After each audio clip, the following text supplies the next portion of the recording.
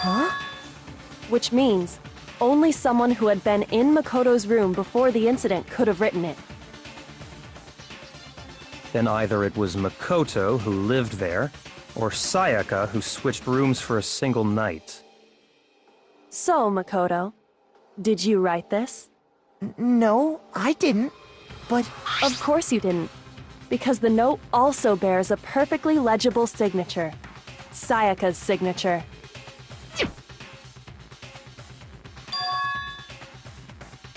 but why? Why would she write that? The note was likely her way of getting in touch with a certain someone. She must have slid it under their door to let them know she wanted to meet with them in secret. If you got an invitation like that from the ultimate pop sensation, what young man could resist? Of course, I'm only into 2D, so it wouldn't have any effect on me. But can we be sure anyone even got this note? And honestly, even if they did, I do not think they are at all involved in what happened. Huh? What makes you say that? Would you like to hear what I have to say? Very well then, pay attention.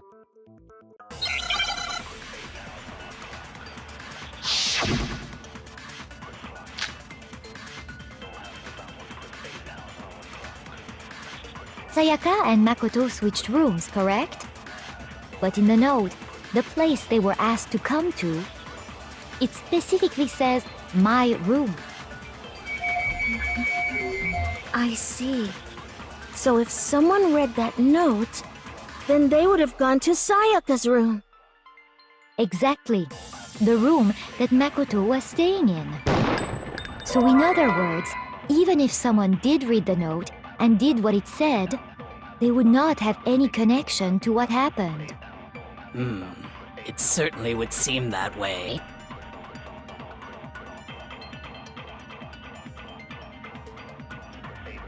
Sayaka and Makoto switched rooms, correct? But in the note, the place they were asked to come to, it specifically says, I see. So if someone read that note, then they would have gone to Sayaka's room. exactly. The room that Makoto was staying. No, that's wrong.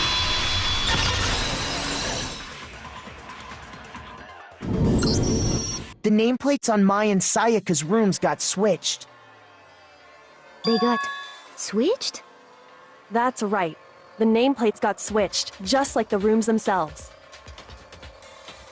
As a result, the nameplate on Sayaka's room actually had Makoto's name.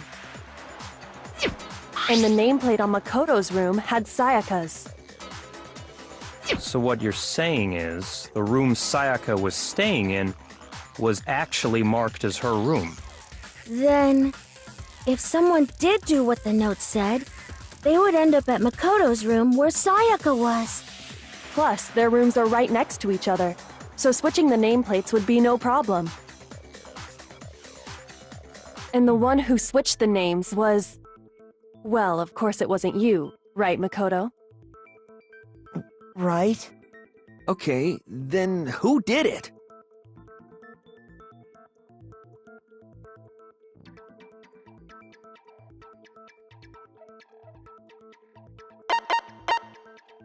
I got it! Me and Sayaka were the only ones who ever knew about us switching rooms. So the only other person besides me who would even know to switch the nameplates was Sayaka. You can also infer as much from her note.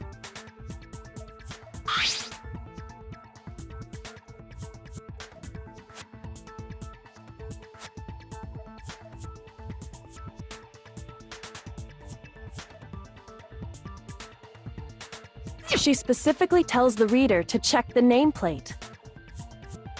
She would only have written that if she knew the nameplates had been switched. But why would she switch them in the first place?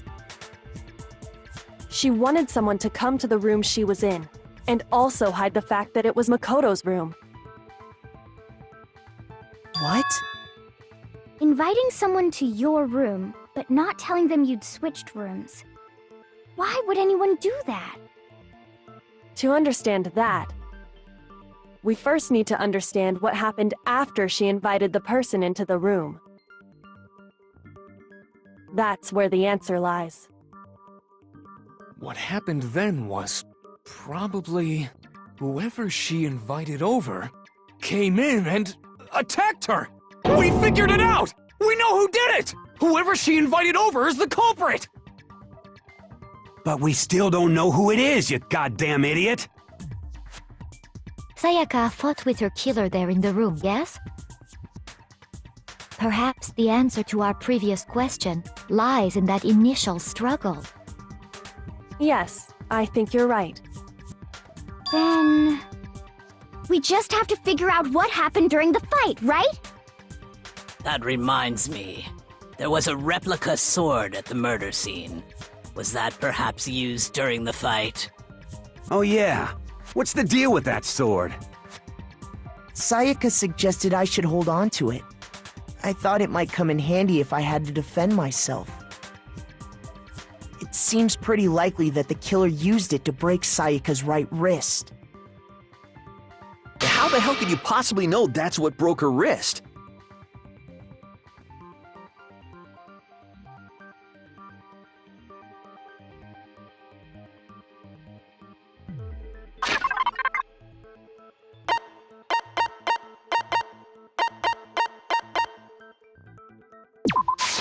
I got it! All you have to do is take a good look at her broken wrist, and it should become pretty clear. Right there where her wrist is all swollen, there's something glittery there. See? Is that gold? It sure is. Specifically, the gold coating from the replica sword. You barely have to touch that stuff, and it'll stick right to you. And there's some on her wrist because... I got it! Because she got hit with the sword! Right there on her wrist! I see. And so the truth draws ever closer. All right, then it's about time to solve this mystery.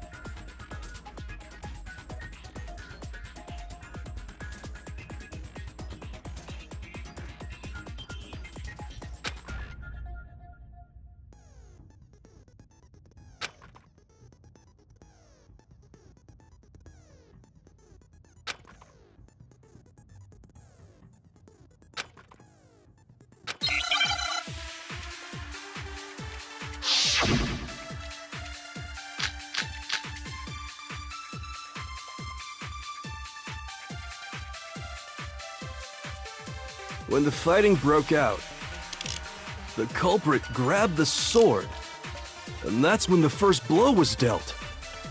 A sword-based sneak attack! And that's what broke Miss Maizono's wrist! So, she tried to fight back. She grabbed the kitchen knife she had hidden away.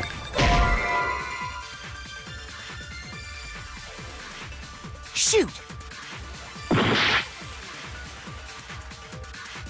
When the fighting broke out, the culprit grabbed the sword, and that's when the first blow was dealt.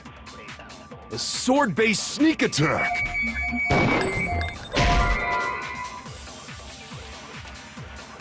Shoot! When the fighting broke out, The culprit grabbed the sword, and that's when the first blow was dealt. A sword-based sneak attack! No, that's wrong.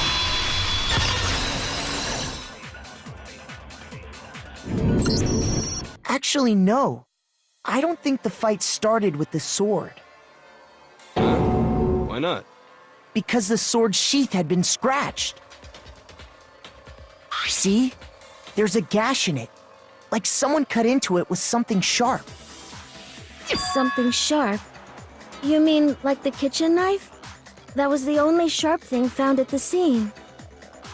Stop jumping ahead! Slow down and explain it so I get what the hell's going on. If the sword was used first, there wouldn't be any explanation for the scratch on the sheath. If you were going to attack with the sword, you'd take it out of the sheath first, right? That's true. With the sheath on, it'd be heavy and bulky and useless as shit.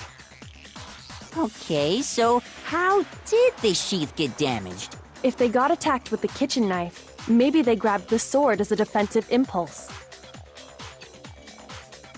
In that situation, there wouldn't be any time to actually unsheath the sword. So you're saying the sword was initially used to defend against an attack from the knife? Which means whoever had the kitchen knife was the one who attacked first. I think I get it! So here's how it all played out. The culprit came in, found the kitchen knife hidden there somewhere. Then they took the knife and attacked Sayaka before she knew what was happening.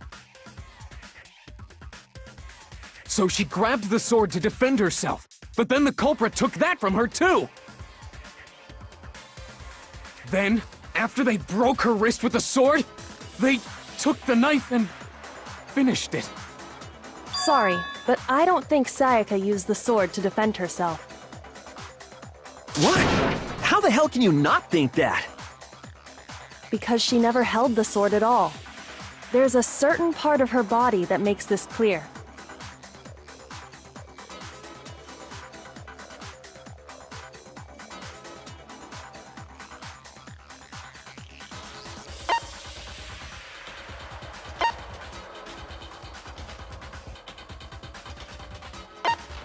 I got it! You're talking about her palms, right? The palms of her hands were perfectly clean, so I don't think she ever picked up the sword. How can you know that just by looking at her palms? Like I said before, the gold coating on that sword comes right off. All you have to do is touch it.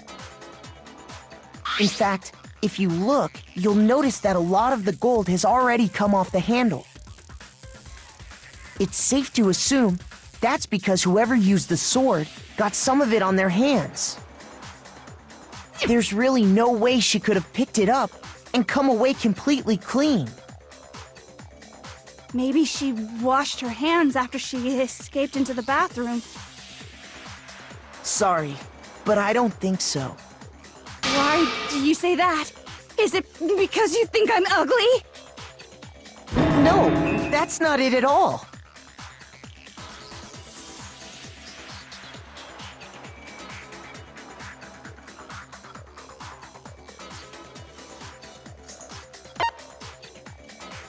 I got it! According to the Monokuma file, Sayaka's time of death was around 1:30 a.m.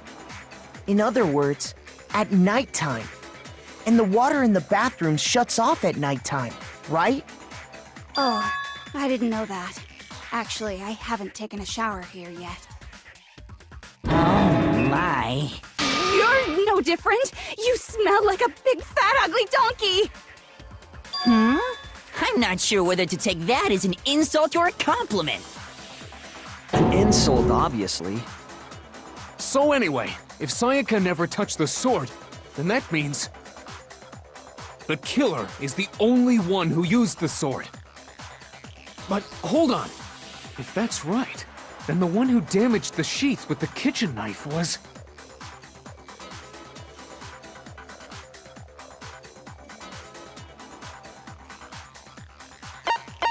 I got it!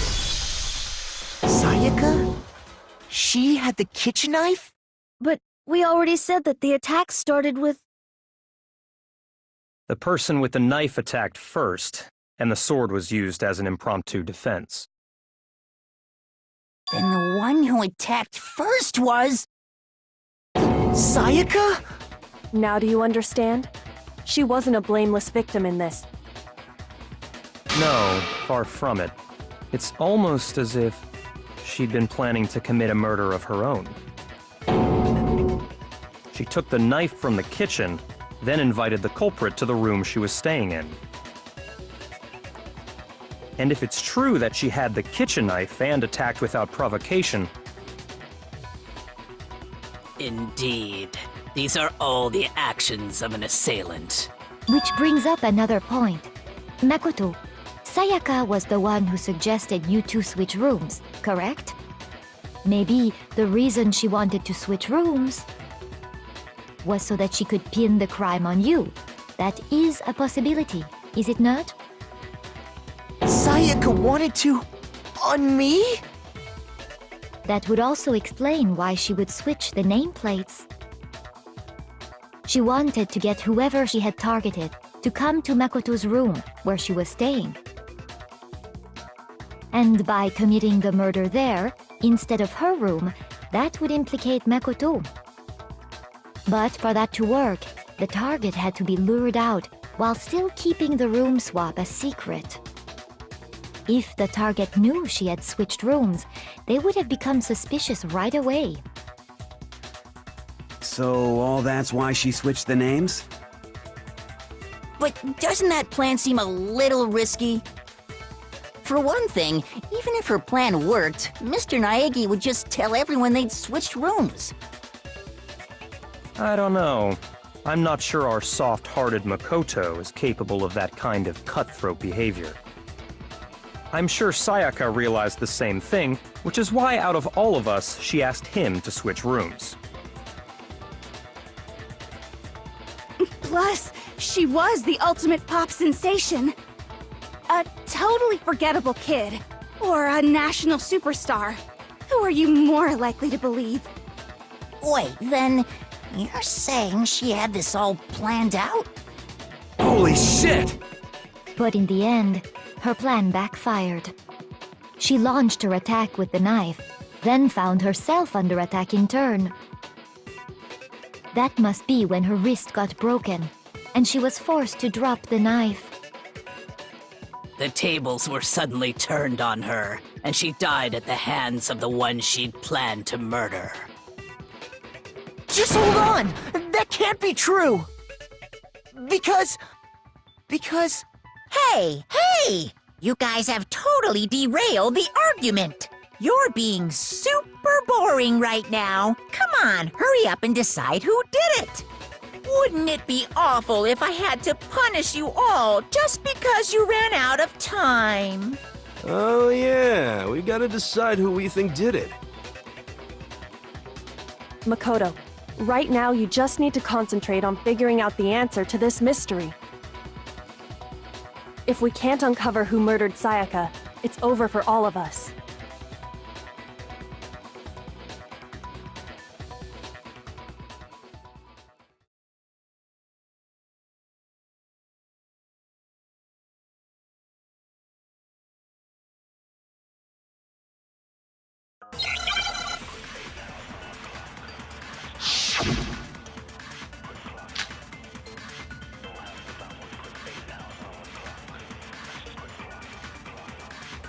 It's easy just to say, hey, decide who did it.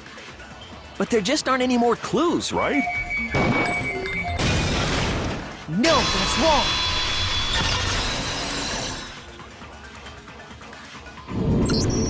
There still might be one clue left.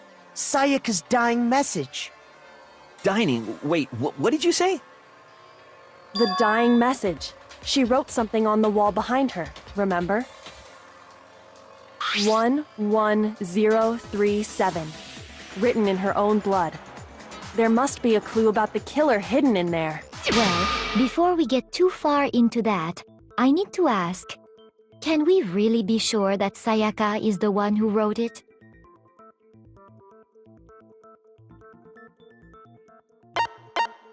I got it! Her left index finger had blood on it. That could only be because she used that finger to write the message. I see. She broke her right wrist during the fight, so she'd have to use her left hand to write. Sure. I think we can all agree Sayaka wrote it. But still, what the heck do those numbers mean? 11037? Hey, Chihiro. You're a computer nerd or whatever, right? You should know all about numbers and shit. No, that's not... Yes, I'm a programmer, but I don't see any kind of meaning in these numbers. Of course. It's because they're not numbers. Oh, yeah, it looks like... Huh? What? No, it's just, look at the numbers, assuming they're not numbers. Don't these first two, 1-1, look less like two numbers and more like one letter? Ah, you're right.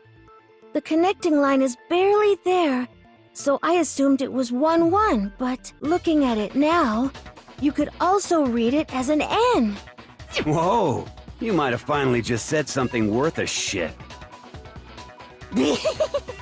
Our little gray cells are really getting excited now. But even if that really is an N, N037, doesn't make any more sense than before.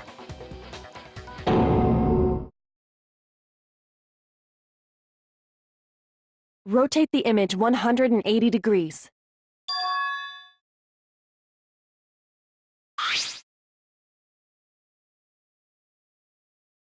Oh my god.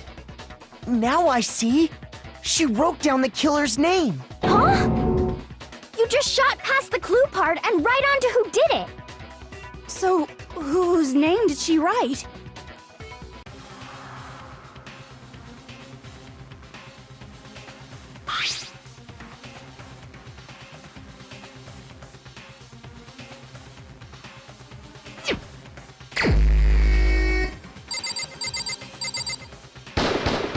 Here's my answer. The key to solving this mystery was simply to rotate the writing 180 degrees. If you turn the message around, it becomes the letters L-E-O-N. L-E-O-N. Or more accurately, Leon. What the hell are you talking about? It's just a coincidence. It's just a bunch of random squiggles that happen to look like my name. No, it's not random at all. She wrote that message on the wall behind her as she was leaning up against it. In that position, she couldn't move to write normally, and had to write upside down, as it were. And as a result, when you look at it standing in front of her, it ends up getting flipped. Try it for yourself if you want. Write something sitting like her, and the letters will be inverted. That sounds like one hell of a stretch to me. I'm the killer? You can't just go and say shit like that. If you're not the killer, then why did you try to destroy the evidence? Huh? You know what I'm talking about, right, Makoto? The evidence Leon tried to get rid of?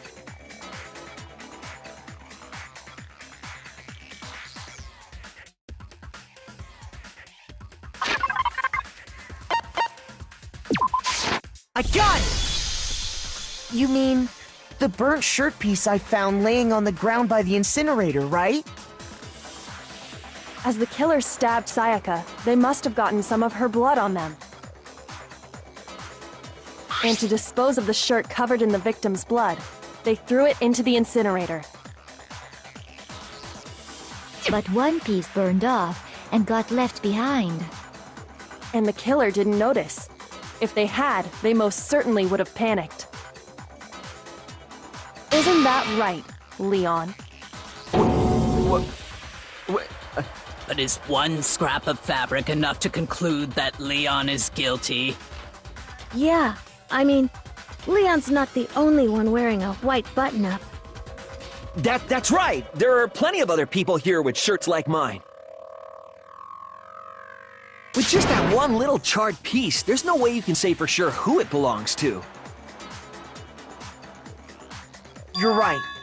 That alone isn't enough. But there are some other points that may reveal the truth. Are you finally starting to understand? The answers to all the riddles are right here. Yeah, I think so.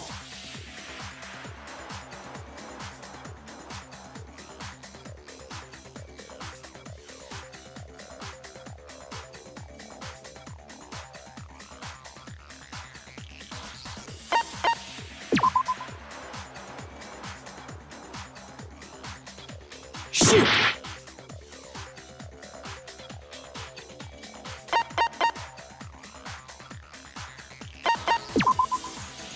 Shoot!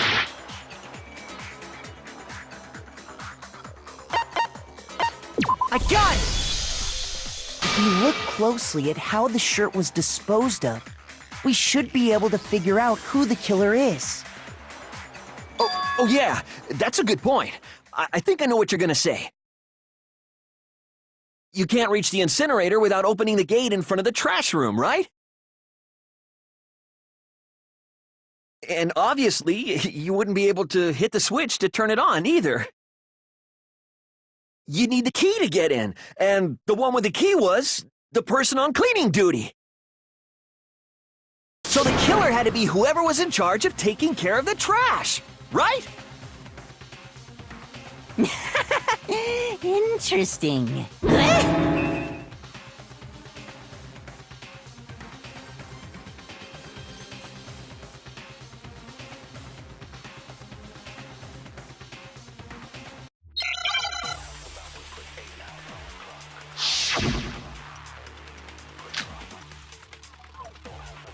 The key to the trash room. Whoever was on cleaning duty must have had it, right? So the only one who could get to the incinerator was the person in charge of the trash? And you'd have to get close to the incinerator in order to destroy... No, that's wrong!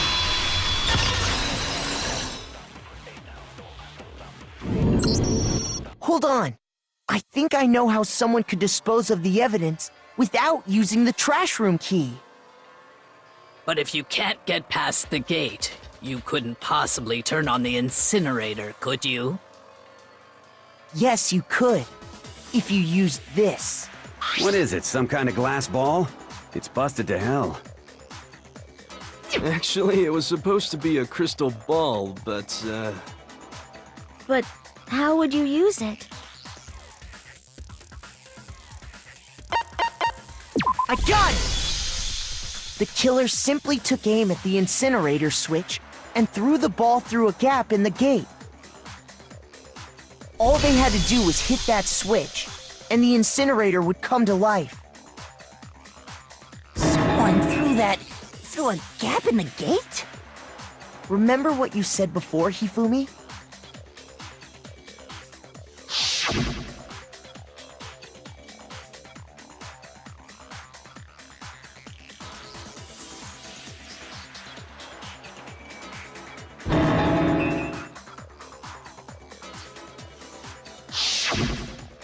Hifumi had the key, so the only way the incinerator could have been turned on without his knowledge was because the killer was able to hit the switch without opening the gate.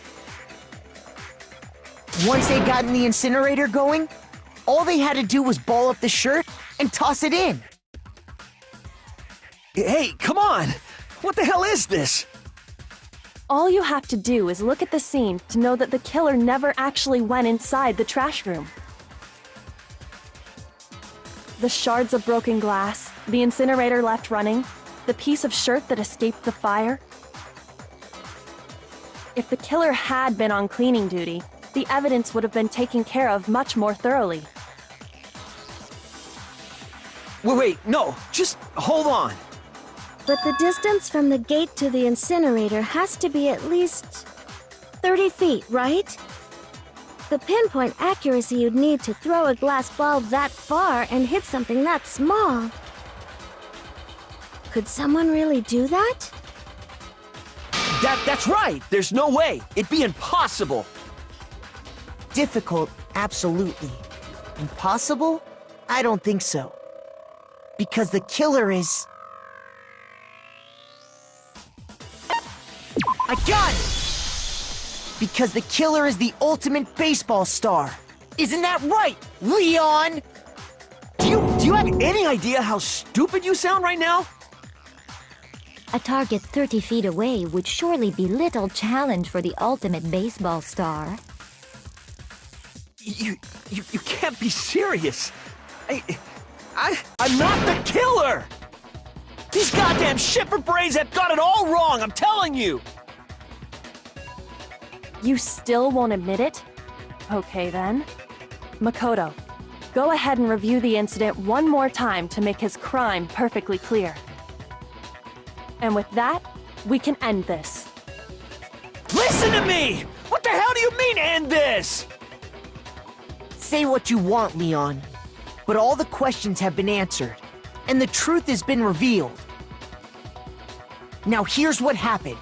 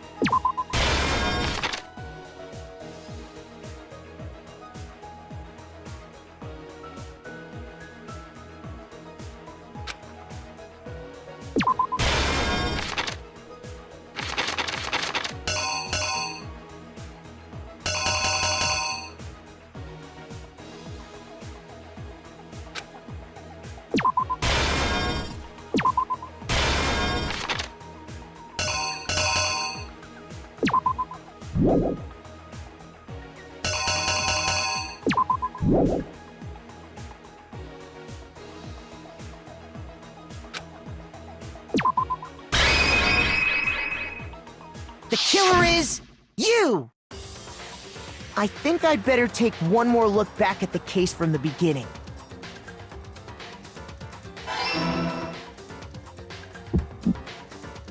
Last night, the killer went to the room Sayaka was in. In other words, my room. From what we can tell, Sayaka invited that person there intending to kill them. She attacked them with the knife she'd taken from the kitchen earlier.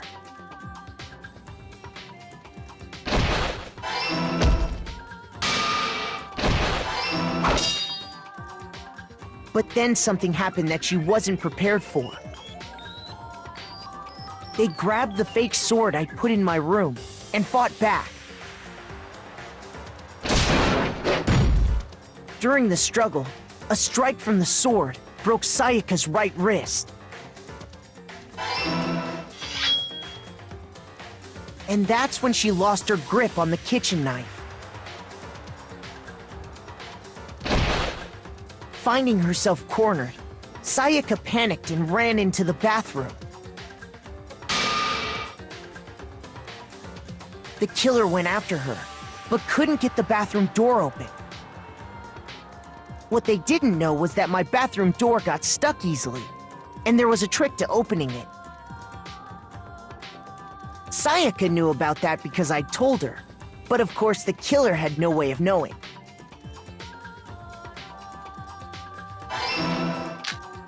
So instead, the killer forced the door open, took the kitchen knife,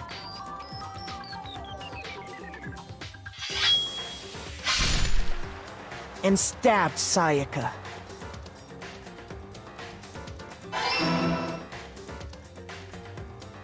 But with what strength she had remaining, Sayaka left a dying message. To keep the killer from noticing, she wrote it on the wall behind her.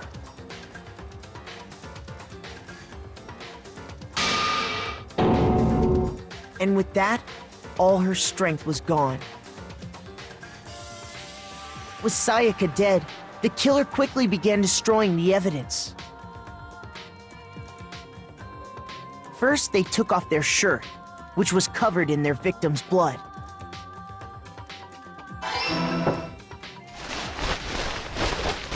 Then they took the lint roller in my room and cleaned up the entire area.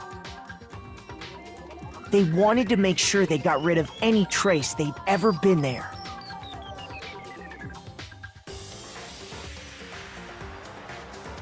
Afterwards, the killer headed to the trash room to destroy their bloody shirt. They tried to burn the shirt using the incinerator there. But the trash room was blocked off by an especially sturdy gate, preventing access to the incinerator.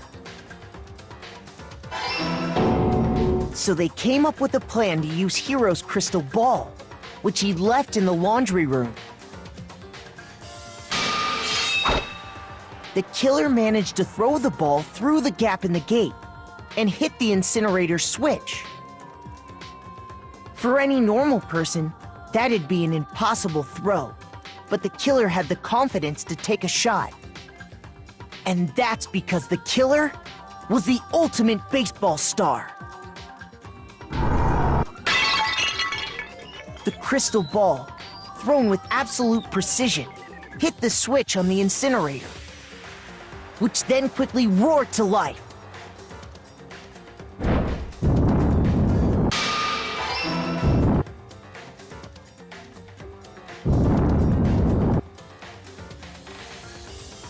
Having destroyed the final piece of evidence, they left the area with, I imagine, a sigh of relief. But there was one thing they missed.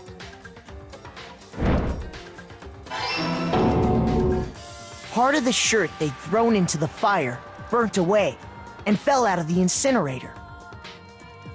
The killer didn't notice this, and so left behind a piece of indisputable evidence.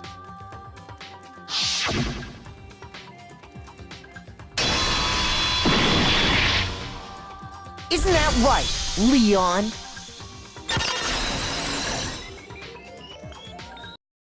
It would appear that Hiro simply forgot his crystal ball in the laundry room. You went there to try and wash the blood out of your shirt, and that's where you saw it, right? Seeing the ball, you thought of a way to take care of everything. So, Leon, do you object to anything that's been said? Do I object?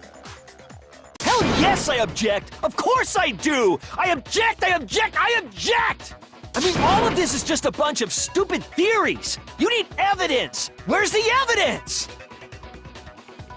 Without evidence, it's all bullshit! It's bullshit and I refuse to acknowledge it! Well then, I guess this is as good a time as any to present the evidence that proves you did it.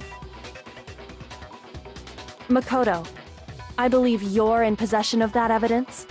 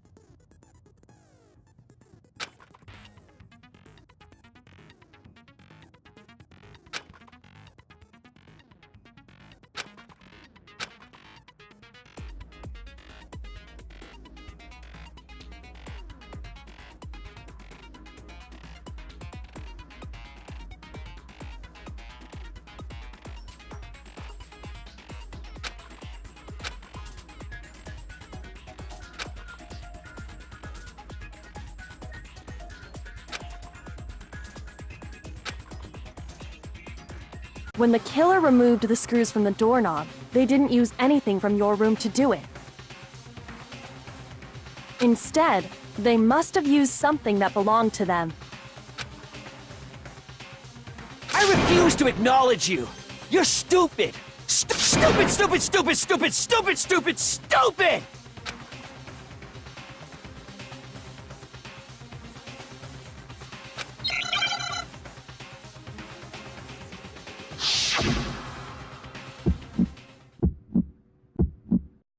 Where's your proof? You kidding me? Not a chance! It wasn't me! Stupid! You lied! Stop talking! Shut up! Where's your proof? You kidding me?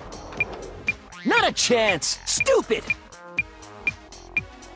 You lied! Shut up! Where's your proof? You kidding me? Not a chance! It wasn't me! Stupid! You lied! Stop!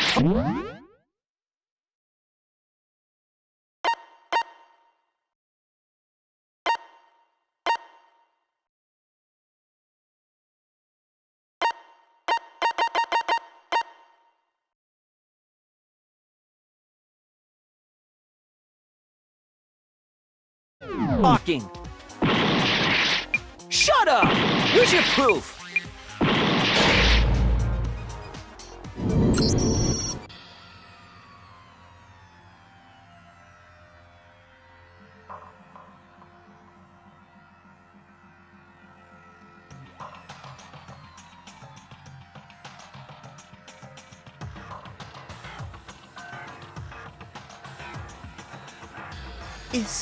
Is this real?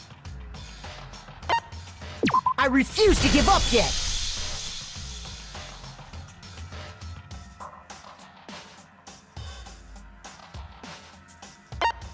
When the killer removed... I refuse to accept...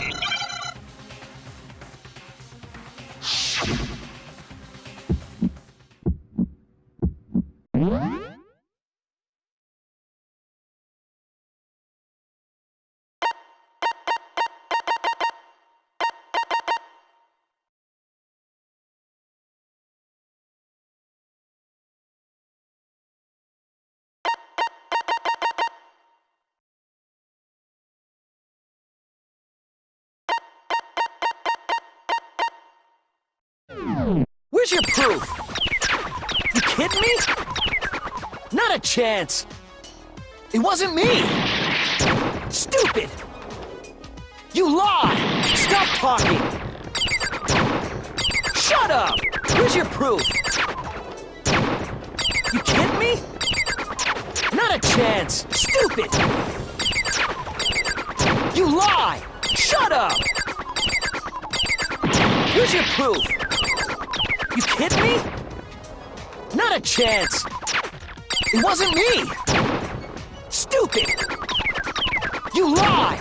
Stop talking! Where's your proof? This should prove it.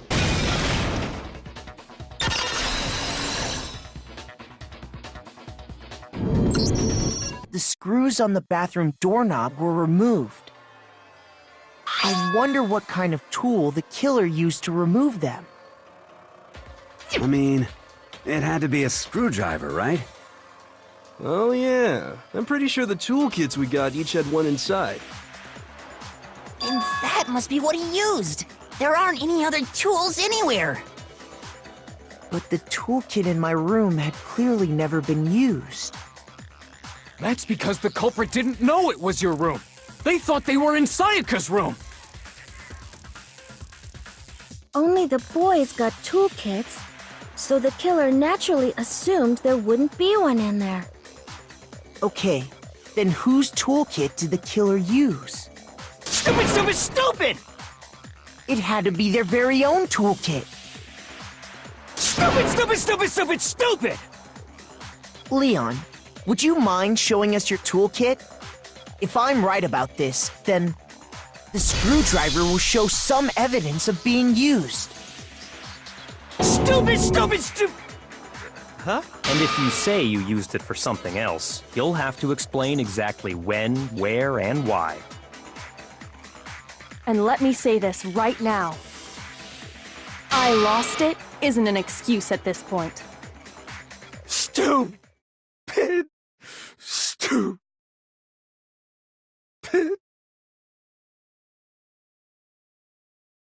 So, you have no rebuttal?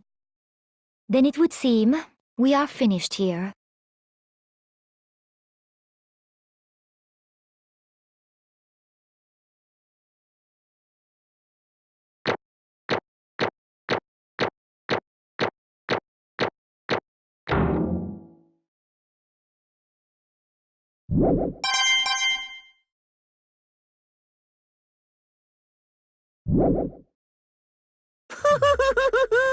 Looks like you've reached your verdict. Then are we ready to cast our votes?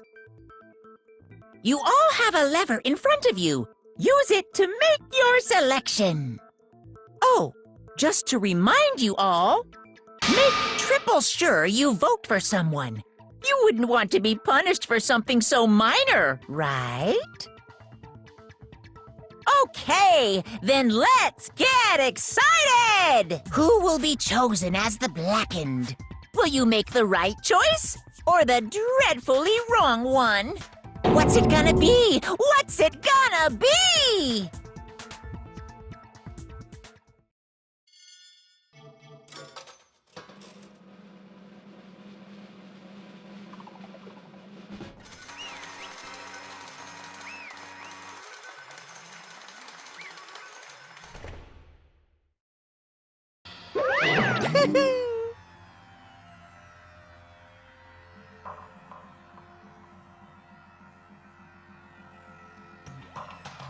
Yahoo!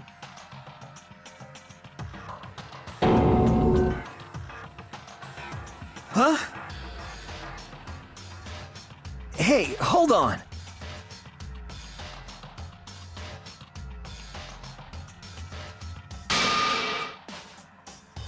But... You son of a bitch!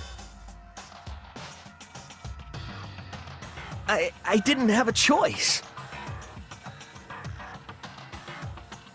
So, that's why... None of you are any different!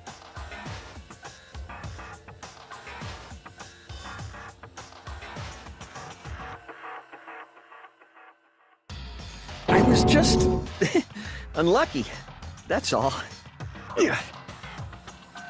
Hey! Come on!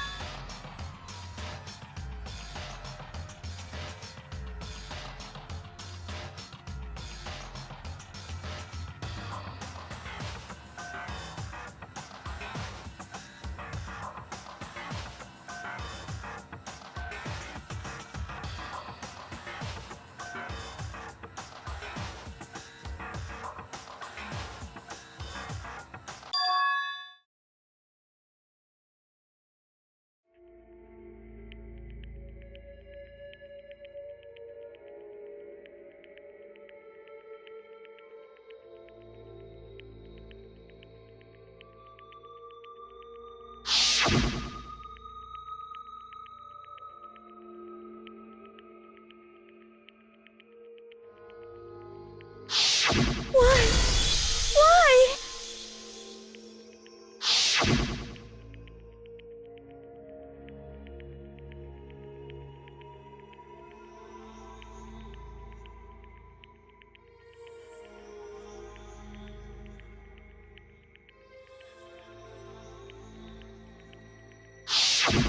I...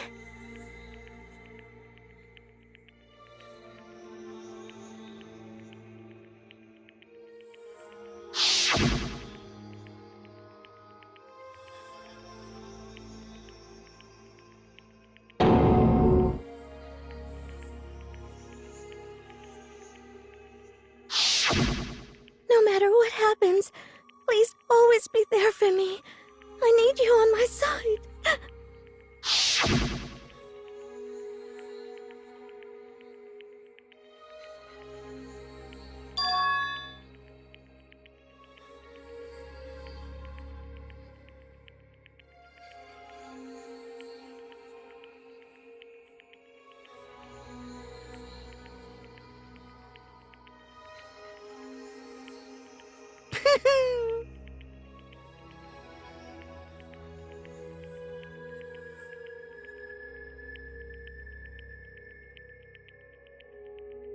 Ba-bum, ba-bum.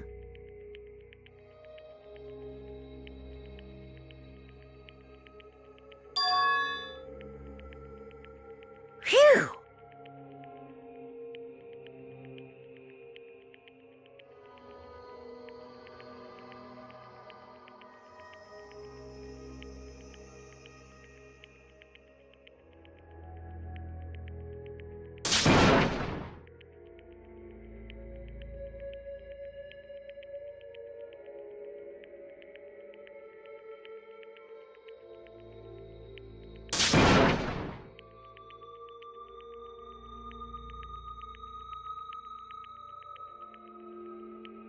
That's enough.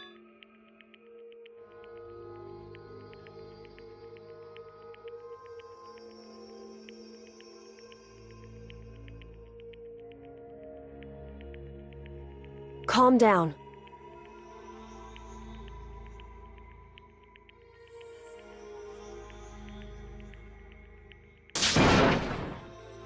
Ba-bum, ba-bum.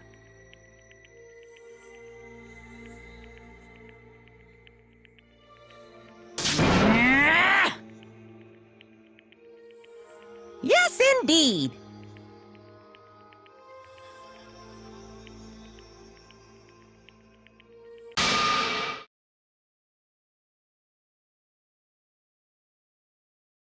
Punishment? You mean execution? Wait a second!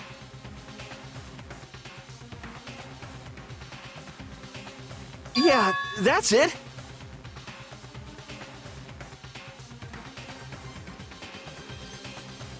Is that okay?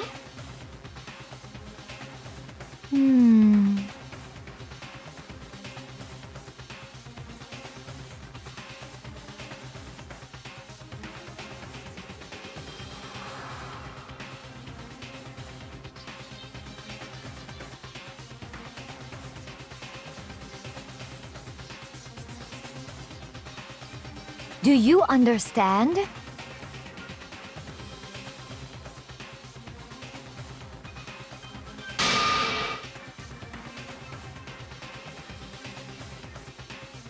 So, that's why...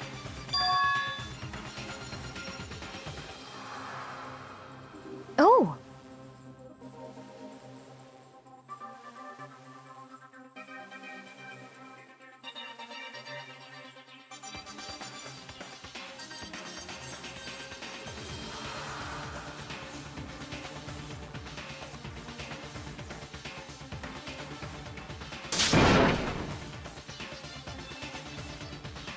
Huh?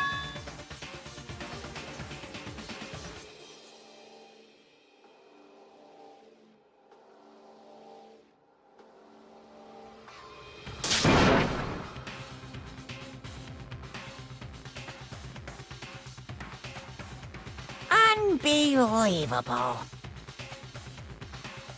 Hey,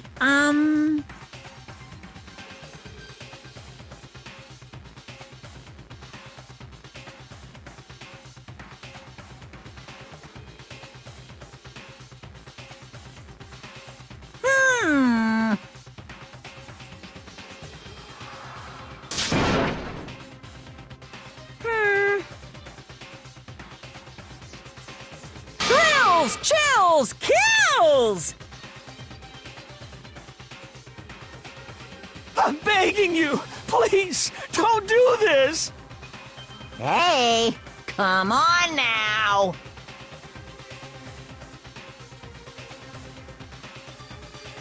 Stop! Please! Now then, I've prepared a very special punishment! No, no, no, no, no, no! Let's give it everything we've got! It's punishment time! No!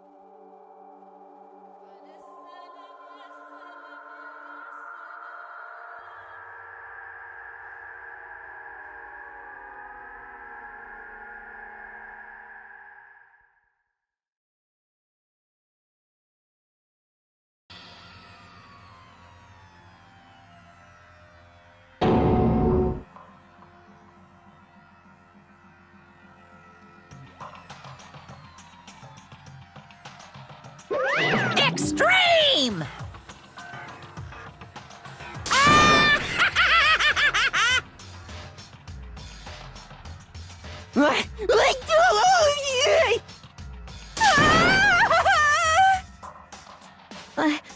I can't take it.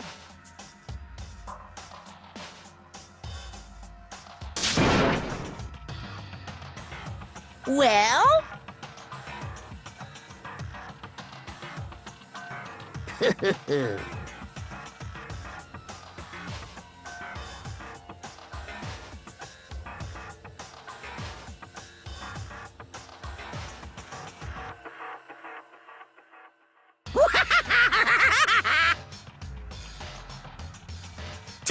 Damn you!